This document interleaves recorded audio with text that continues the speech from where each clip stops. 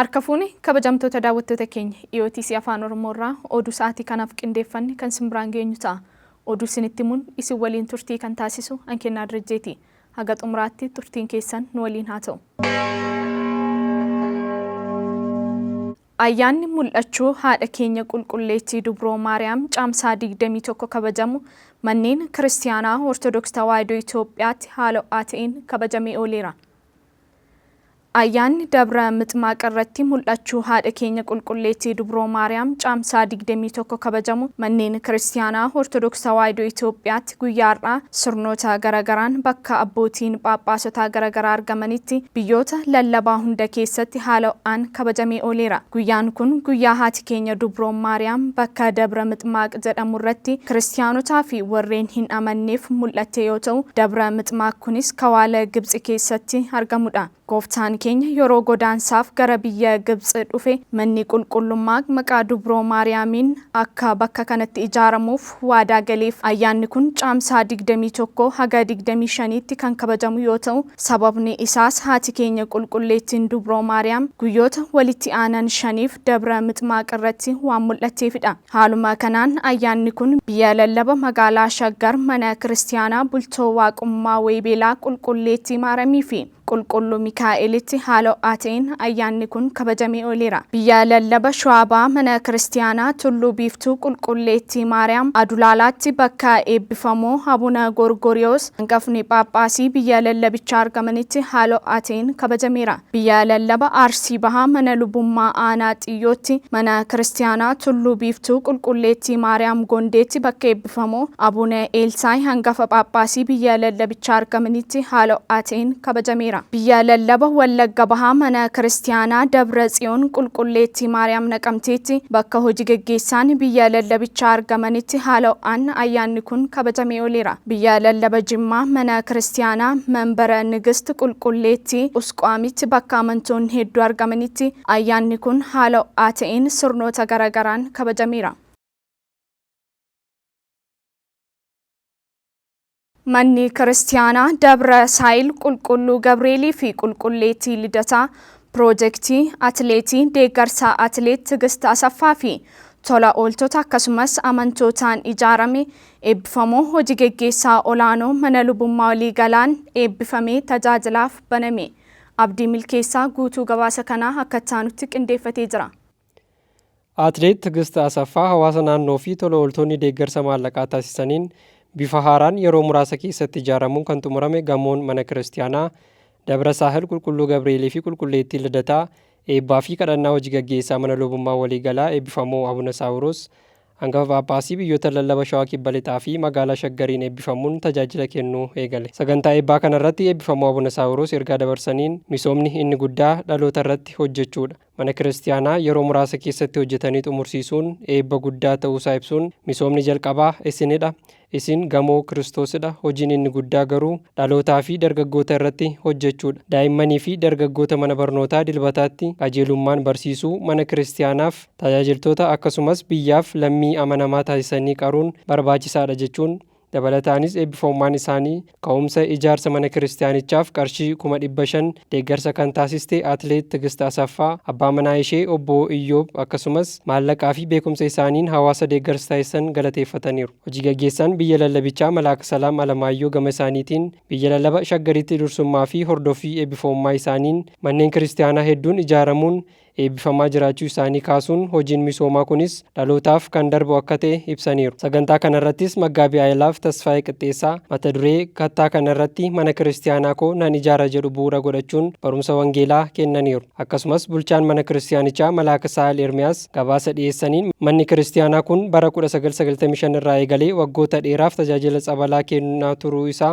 bara 2004ttis maatiin 31 ta'an ijaarsa mana Kiristaanaaf bakka daamaraa fi cuuphaaf kan ta'u lafa hektaara 5 kan dhuunfaa isaanii kennuun bara 2011ttis eebbifamoo Abuna Qoosxoosiin dhagaan bu'uuraa kaa'amuun deeggarsa aaddee Gannat Phaawulos taasisaniin manni Kiristaanaa inni jalqabaa ji'oota 4 keessatti ijaaramuun caamsaa 17 bara 2011tti eebbifamuu isaa kaasaniiru. Akkasumas bara 2016tti jalqabarra kan ture tajaajilaaf dhiphaa waan ta'eef ijaarsi gamoo haaraa eegalamuun ijaarsa kanaafis deeggarsa akka ta'uuf Atileet Tigist Asaffaa qarshii 500,000 baasuun mi'oota ijaarsaaf barbaachisan bittee gumaachuun gamoon haaraa kunis waggaa 2 lama keessatti xumuramuun tajaajilaaf ooluu isaa ibsaniiru. Sirna eebbaa kanarrattis hojii gaggeessaa biyya lallabichaa Malaaka Salaam Luba Alamaayyoo Tafarraa, itti gaafatamaa kutaa lallaba wangeelaa biyya lallabichaa Maggaabii Ayyaalaaf Tasfaayee Qixxeessaa, hojii gaggeessaa kutaa magaalichaa Malaaka Mihirat Abbaa Shiinoo Daawurgaa, hojii gaggeessaa manneen lubummaa kutaa magaalaa Buraayyuu Gafarsaa Gujee Malkaa Noonnoo, akkasumas biyya lallaba magaalaa Finfinneetti hojii gaggeessaa mana lubummaa kutaa magaalaa Lamii Kuraa Malaaka Haayil Abbaa Afurqoo Yohaannis, bulchaa mana kiristiyaanichaa Malaaka Saal Ermiyaas, hayyoonnii fi hawaasni kiristiyaanaa argamaniiru. Xumurarrattis sagantichi kadhannaa fi eebba eebbifamummaa isaaniin goolabameera. Gabaasni kan miidiyaa biyya lallaba shaggare.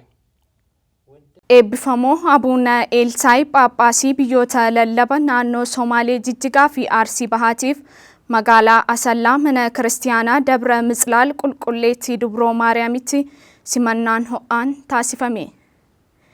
Eebbifamoo Abuuna Eelsaay Phaaphaasii biyyoota lallaba naannoo Somaalee Jijjigaa fi Arsii Bahaa kanaan dura Siinodoosii dhaabbataatiin muudamanii yeroodhaaf gaggeessaa turuun ni yaadatama. Bu'uura murtii walgahii qulqulluu Siinodoosiin caamsaa bara kanaa dabarseen biyya lallaba kana itti fufuun akka gaggeessaniif dabarseen simannaan ho'aan mana amantaa Qulqulleettii Dubroo Maariyaam Asallaatti taasifameefii jira. Simannaa kanarratti eebbifamoo Abuuna Saawuroos hojii gaggeessaa olaanoo mana lubummaa waliigalaa hangafa Phaaphaasii biyyootaan lallaba Shawaa Kibba Lixaa fi magaalaa Shaggar, eebbifamoo Abuuna Diyoosqoroos barreessaa olaanoo qulqulluu Siinodoosii fi hangafa Phaaphaasii biyyootaan lallaba Raayyaa, eebbifamoo Abuuna Eelsaay Phaaphaasii biyyoota lallaba naannoo Somaalee Jijjigaa fi Arsii Bahaa, eebbifamtoonni abbootii Phaaphaasotaa, itti gaafatamtoonni kutaalee biyya lallabichaa, qondaaltota mootummaa, hooggantoota kutaalee adda addaa mana lubummaa, bulchitoonni manneen kiristiyaanaa fi kawaalotaa, abbootiin gadaa, barattoonni dilbataa fi uummanni hedduun irratti argamaniiru.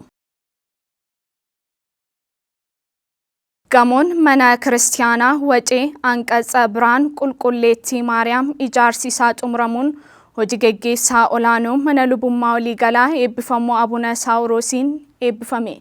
Taarikuu Baqqalaa dabalata qaba. Manni qulqullummaa Wacee Anqatsa Biraan Qulqulleettii Maariyaam eebbifamoo hojii gaggeessaa mana lubummaa waliigalaan eebbifame. Biyya lallaba magaalaa Shaggaritti kutaa magaalaa Laga Xaafoo Laga Daadhii fi Kuraa Jiddaa jalatti kan argamtu manni qulqullummaa Wacee Anqatsa Biraan Qulqulleettii Maariyaam ijaarsarra kan ture xumuramuun eebbifamoo Abuuna Saawuroos hojii gaggeessaa mana lubummaa waliigalaa fi hangafa Phaaphaasii biyyoota lallaba Shawaa Kibba Lixaa fi magaalaa Shaggariin eebbifameera. Sagantaa eebbaa kanarrattis hojii gaggeessaa manneen lubummaa kutaa magaalaa Buraayyuu Gafarsaa, Gujee Malkaa Noonnoo, Laga Xaafoo Laga Daadhii fi Kuraa Jiddaa, akkasumas biyya lallaba magaalaa Finfinneetti hojii gaggeessaa mana lubummaa kutaa magaalaa Lammii Kuraa Qomoos Abbaa Afawarqi, Sooraa Kitilaasiyyuun Buzaayyoo, hojii gaggeessitoota kutaa magaalichaa, hayyoota akkasumas hordoftoonni amantichaa hedduun argamaniiru. Saganticha irrattis eebbifamoo Abuuna Saawuroos ergaa abbummaa isaanii dabarsaniin ijaarsi gamoo mana qulqullumichaa turtii waggaa tokko keessatti xumuramuun isaa eebba guddaa akka ta'e ibsuun dabalatatti ijaarsi jalqabaa uummataa fi dhaloota akkasumas immoo mana barnootaa dilbataa keessatti ciminaan barsiisuun egeree daa'immanii tajaajila mana kiristaanaa gochuun barbaachisaadha jechuun ergaa abbummaa isaanii dabarsaniiru. Kana malees ammoo saganticha irratti gabaasni ijaarsa mana qulqullumichaa eebbifamummaa isaaniif kan dhiyaate yoo ta'u, ijaarsicha sadarkaa ammarra jiru qaqqabsiisuuf baasiin qarshii miliyoona 8 ol akka fudhate ibsameera. Xumura irrattis manni kiristaanaa kun sadarkaa kanarra ga'uu isaatiif namoota humna qabeenya akkasumas immoo beekumsa isaanii deeggarsa taasisaniif badhaasni waraqaa galataa kennamuun eebbaa fi kadhannaa eebbifamummaa isaaniin sagantichi goolabameera. Eebbifamoo Abuuna Eelsaay hangafa Phaaphaasii biyyoota lallaba Arsii fi naannoo Somaalee Jijjigaa biyya lallaba Arsii mana lubummaa aanaa Muneessaatti waajjira mana lubummaa aanichaa haaraa ijaaramuuf dhagaa bu'uuraa kaa'an.